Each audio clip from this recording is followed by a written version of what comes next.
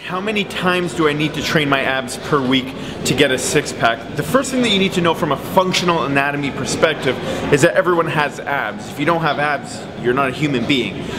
So your body, from an anatomical standpoint, has abs. You have it there.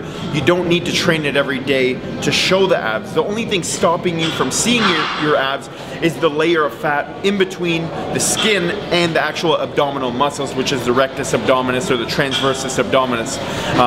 And that's that six-pack here, along with the other core muscles, the internal and external obliques.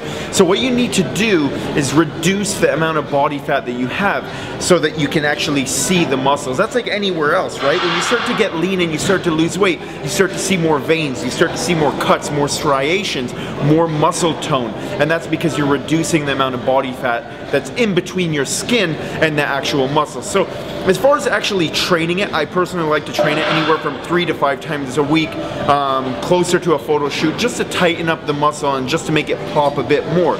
Do I need to do that? No, that's personal preference. I actually recommend training your core about 3 to 6 times a week, and that's comprised of the whole trunk. So all of the oblique muscles, all of the anterior and the posterior core muscles, all of the muscles around here, but that's more for a strength and a stability and a structural integrity purpose, so that you have a strong body when you're lifting weights, when you're doing overhead movements, when you're doing a lot of your lifts.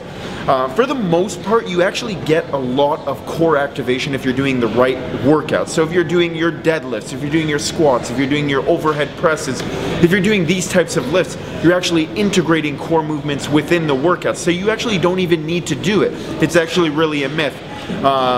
Another problem I see with people that do core too much is they do repetitive movements. What happens when you do repetitive movements is that you start to overactivate the muscle.